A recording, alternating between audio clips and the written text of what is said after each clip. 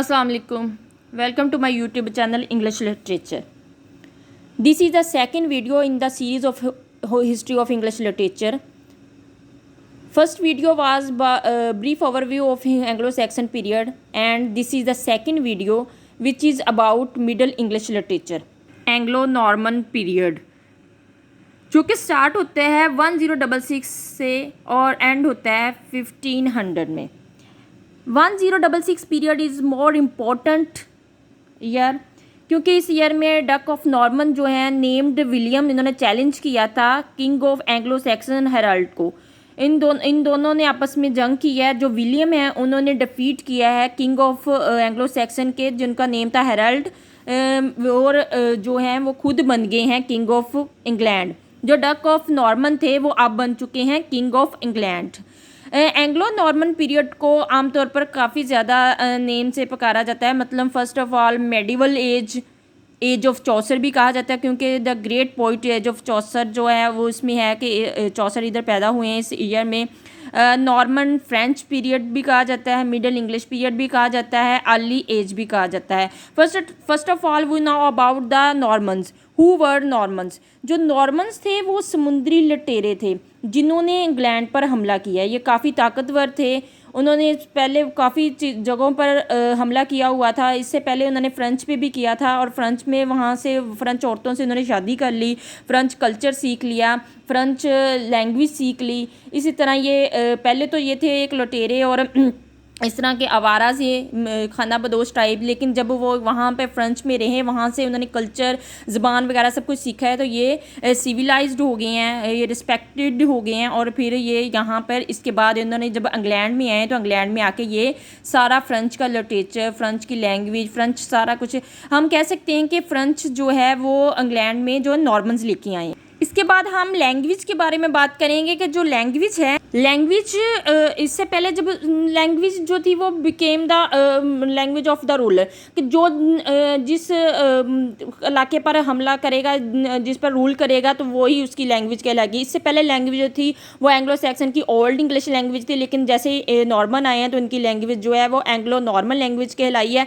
लेकिन जो है वो अगर फ्रेंच को लेके आए तो इसमें फ्रेंच इंग्लिश में वर्ड्स जो हैं वो ऐड होकर, तो इस तरह फ्रेंच लैंग्वेज जो है वो अपर क्लास की, पार्लियामेंट की, कोर्ट की है, वो ऑफिशियल लैंग्वेज बन चुकी है और ये तकरीबन 3 सेंचुरी तक रही है. कॉमन पर्सन जो थे उस वक्त वो नेटिव लैंग्वेज यूज़ करते थे, यानी कि वो ओल्ड इंग्लिश लैंग्वेज ही यूज़ करते थे. इस तरह दोनों की जो थी वो मिक्सचर जो था वो मिडल इंग्लिश लैंग्वेज कहलाता था.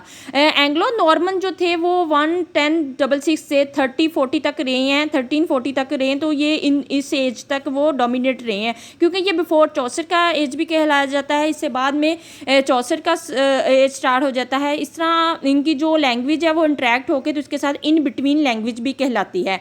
हम कह सकते हैं कि जो इंग्लिश की ज़मीन में जो कल्चर फ्लरिश हुआ है, जो कुछ इसमें रहा है, वो फ्रेंच का रहा है एंग्लो नॉर्मन पीरियड में. इसके बाद हम जल्दी से मिडिल इंग्लिश पीरियड के बारे में पढ़ते हैं, जिनको हम 3 पार्ट्स में डिवाइड किया हुआ है. इसको before Chaucer and Chaucer after चौसर.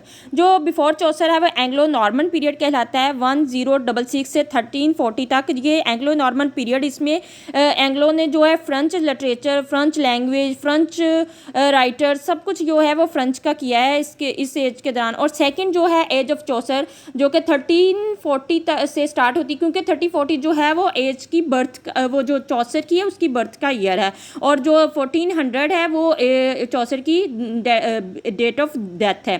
तो इस तरह ये जो है एज, इसमें सारा कुछ जो वर्क वगैरह है वो चौसर के बारे में, चौसर के वर्क, चौसर के कंटेम्प्रेरी पोइट्स हैं उनके बारे में हुई है. और फिर जो 100 ईयर है, 100 ईयर जो है वो 14 से 15 तक जो है वो डेजर्ट लिटरेचर कहला जाता है, क्योंकि इसमें चौसर के जो हैं नेक्स्ट आए जो उसके फॉलोअर्स थे उन्होंने कॉपी ही किया, ओरिजिनलिटी इस ईयर में या इन पीरियड में नहीं आई. एंग्लो नॉर्मन पीरियड में एक काफ़ी ज़्यादा बेस्ट जो है जिसके बारे में एमसीक्यूज़ भी बन सकता है, इसको ब्रिटिश कॉन्स्टिट्यूशन भी कहा जाता है, इसको ग्रेट चार्टर भी कहा जाता है। ये कागज़ का टुकड़ा था, मैग्ना कार्टा। ये लैटिन वर्ड में था, लैटिन लैंग्वेज में था, और ये एक छोटे से कागज़ के टुकड़े ने बहुत से लोगों को इम्प्रेस किया है। इसको साइन किया था किंग जॉन ने 1215 में, 15 जून 1215 ने इसमें साइन किया था। ये एक मंशूर था, एक रॉयल चार्टर था, जो एक इसको ट्रीटी भी कहा जाता है। इसके तकरीबन 63 क्लॉजेस थे, और इसको जो किंग जॉन ने उन्होंने क्लास किया था। यहाँ से हम अपने इंपॉर्टेंट एमसीक्यूज़ को भी कवर कर सकते हैं कि ये किंग जॉन ने इसको साइन किया है। इसमें 33 क्लॉजेस थे, लैटिन लैंग्वेज में था, और ये इसको वाहद ये है जिसको द ग्रेट चार्टर भी कहा जाता है। और ये जो है अब जो है रीजनल, अब जो इसकी रिवीजन हुई थी बाद में, पहले तो 1215 में बना है, सेकंड इसकी वर्जन हुई थी जो कि हेनरी थर्ड ने की थी, वो 1225 में की थी। और ये जो है अब 3 क्लॉजेज हैं इसमें। ये नॉर्मली ये एक इक्वलिटी पे आया था कि जो अपर क्लास और लोअर क्लास है सभी के लिए लॉ जो है वो इक्वल हो। इसके बाद हम लैंग्वेज का बात करते हैं कि जो लैंग्वेज ऑफ कोर्ट है वो 3062 में जो है वो कोर्ट की लैंग्वेज जो थी वो इंग्लिश बन गई। इससे पहले जो थी वो 10 आपको पहले भी बता चुकी हूँ कि 1066 में जो नॉर्मन है वो अपने साथ फ्रेंच लेके आए, तो वो फ्रेंच की जो लैंग्वेज थी वो कोर्ट की लैंग्वेज बन चुकी थी। लेकिन इसके बाद 3062 जो कि इंपॉर्टेंट एमसीक्यूज भी बन सकता है, ये जो है वो इंग्लिश लैंग्वेज बन गई है। अब ये एंग्लो नॉर्मन पीरियड को हम देख लेते हैं कि इसमें रोमांस, ये जो फ्रेंच है अपने साथ वो रोमांस लेके आए हैं। जो रोमांस, हम जो एक लड़का लड़की का रोमांस के बारे में बात नहीं करेंगे, बल्कि ये जो रोमांस था एक सोल्जर का अपनी कंट्री के लिए था। और ये इसमें रिलीजियन भी आया है, इसमें शिवल्ली भी आई है, लव भी है। ये तीनों इसमें जो था, जो इस पीरियड में लिटरेचर लिखते थे, तो जो राइटर्स थे वो एक सोल्जर की अपने कंट्री के साथ लव के बारे में लिखते थे। अब हम ब्रीफ ओवरव्यू जो है वो चौसर की एज पे देख लेते हैं। और इस सबसे चौसर की एज को समझने से पहले वहाँ के हालात, मीन टू से कि वहाँ पे जो कुछ चेंजेस आई, जो कुछ हुआ है, वो सब के बारे में हम देख सकते हैं। तो इससे पहले कि ये ब्लैक डेथ जो थी कि 1/3 ऑफ पॉपुलेशन जो थे वो उनकी डेथ हो चुकी थी ड्यू टू प्लेग। तो ये जो थी वो पहले भी रही है, पहले तो थी 1348 से 1349 तक, लेकिन इसके बाद फिर सेकंड आई है 3062, फिर आई है 67 और 70। तकरीबन इतनी देर ये जो है वो प्लेग की वो जो थी वो एक वबा जो थी वो फैली रही, जिसकी वजह से 1/3 पॉपुलेशन जो थी वो उनकी डेथ हो चुकी थी। और एक और इम्पॉर्टेंट इवेंट आया है 100 ईयर वार जो है वो इसमें जो थी इंग्लैंड और फ्रांस के दरमियान रही है, वो 3037 से 4053 तक रही है। ये भी एमसीक्यूज़ के हवाले से काफ़ी ज़्यादा इंपॉर्टेंट्स, ये डेट्स वगैरह ये सब कुछ हो सकता है कि जो चौसर में क्या कुछ हुआ। और इसके बारे में वहाँ के जो हैं लंदन में जो इंग्लैंड में किंग्स हैं उनके बारे में बात कर सकते हैं कि एडवर्ड थर्ड जो थे यहाँ पे, जो चौसर वो खुद वहाँ पे मुलाजमत भी करते रहे हैं। उनका जो ईयर था वो, जो उनका दौर था वो ग्लोरियस था। लेकिन इनके बाद जब रिचर्ड सेकंड आए हैं वो तो ट्रबल सम में रहे हैं, काफ़ी ज़्यादा प्रॉब्लम्स में रही हैं उनके लिए। और इस एज में चौसर की जब पैदाइश हुई है उसमें जो डिक्लाइन ऑफ फेडरलिज्म भी हो चुकी थी कि लेबर जो तबका है उसने उभरना शुरू कर दिया था। चौसर के जो कंटेम्प्रेरी पोइट्स थे, जो कि इस एज में जो इम्पोर्टेंट 5 पोइट्स थे उसके बारे में हम बात करते हैं कि जो चौसर खुद हैं ये तो फादर ऑफ इंग्लिश लिटरेचर है ना, कि इनको कंसीडर किया जाता है क्योंकि इन्होंने फर्स्ट ऑफ ऑल जो फ्रेंच से बहुत ज़्यादा इम्प्रेस हुआ था, लेकिन उन्होंने अपनी नेटिव लैंग्वेज में ही लिखना स्टार्ट किया था।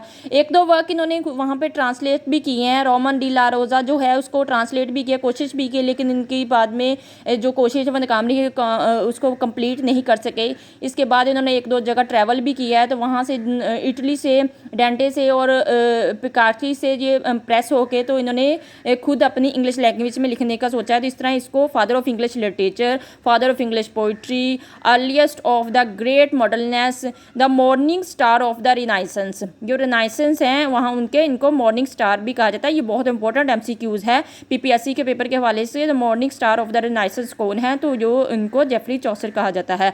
इनके जो सेकंड इस एज के जो इम्पोर्टेंट पाइट हैं लैंगलैंड जो थे, ये थे, इन्होंने एक इम्पोर्टेंट बुक लिखी है पाइट्स प्लोमैन। ये इनकी फेमस बुक है जिसमें इन्होंने सफरिंग्स ऑफ फार्मर्स, जो किसानों उनके बारे में, उनकी मुश्किलात के बारे में बयान किया है। थर्ड पोइट जो हैं वो जॉन विक्लिफ हैं, जो ये फ्रेंड ऑफ चौसर भी हैं। इन्होंने काफ़ी हार्श लैंग्वेज यूज़ की है और इन्होंने लॉ लैड मूवमेंट आई थी इनके एज में जब ये लिख रहे थे। इन्होंने वहाँ उस एज में जो था चर्च बहुत ज़्यादा स्ट्रिक्ट था, तो ये जो हैं जॉन विक्लिफ जो हैं वो काफ़ी ज़्यादा हार्श लैंग्वेज यूज़ करते थे। हम फोर्थ पोइट के बारे में बात करते हैं, जॉन गॉवर। जॉन गॉवर जो थे वो प्रोज राइटर थे, इनका जो लिटरेरी वर्क है वो सारा प्रोज है। एंड मैंडिविली जो हैं ये फिफ्थ पोइट हैं चौसर के एज में। ये एक बहुत बड़े ट्रैवलर थे। इन्होंने चौसर के बारे में काफ़ी ज़्यादा वर्क भी किया है। एक और इम्पोर्टेंट पाइट जो हैं उनके बारे में हम बात करते हैं जो कि एंग्लो नॉर्मन पीरियड में थे बिफोर चौसर से, लेमन ब्रट। इनकी जो ब्रट पोइम है वो काफ़ी ज़्यादा फेमस हुई थी। और लेमन जो थे ये भी वाहद पोइट हैं जो इस एज में चौसर से पहले इंग्लिश लैंग्वेज में लिखना स्टार्ट कर दिया था।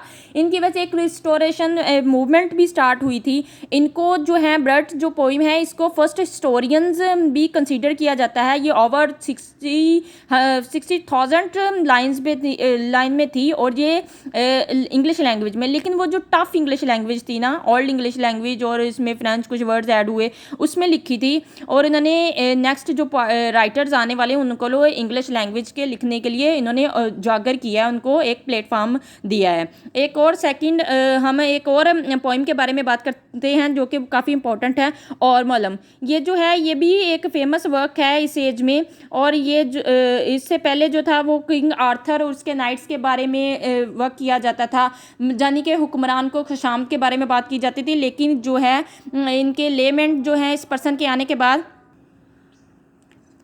Important work the all of the Nightingale जो है ब्रिलियंट पोइम है इस ईयर की, इस एज की, एंग्लो नॉर्मन की। इसके ऊपर एमसीक्यूज बन सकता है कि ये एक डिबेट पोइम थी जो ऑल और नाइटिंगेल की दरमियान में थी और इस पोइम के एंड तक इसका कोई नतीजा नहीं निकलता। तो ये एमसीक्यूज पूछा जा सकता है कि एंग्लो नॉर्मन पीरियड में जो डिबेट पोइम कौन सी थी, the all and the Nightingale. एक और हम रिलीजन वर्क के बारे में पढ़ सकते हैं कि कर्सर मंडी जो है ये तकरीबन 30,000 लाइन्स पर मुश्तमिल थी। ये एक हिस्टोरियन है, इसमें रिलीजन भी है और इसमें रिलीजन और हिस्ट्री दोनों का मिक्सचर है। और ये भी एमसीक्यूज पॉइंट ऑफ व्यू से काफ़ी ज़्यादा इंपॉर्टेंट वर्क था। अब हम अगेन चौसर की तरफ आते हैं। चौसर जो थे इनकी जो एज है वो उसको हम भी 3 पार्ट में या 3 डिवीजन में जो है डिवाइड करते हैं। फर्स्ट जो है फ्रेंच में इतना ज़्यादा लिखा नहीं है, लेकिन फिर भी इसके जो अर्ली ईयर थे जब एडवर्ड की तरफ हाँ ये जॉब कर रहे थे तो इन्होंने कुछ फ्रेंच लैंग्वेज से काफ़ी ज़्यादा इंप्रेस थे। ये कहा सकते हैं फ्रेंच लैंग्वेज से बहुत ज़्यादा इंप्रेस थे, लेकिन इनका माइंड में यही था कि अपने नेटिव लैंग्वेज में लिखेंगे।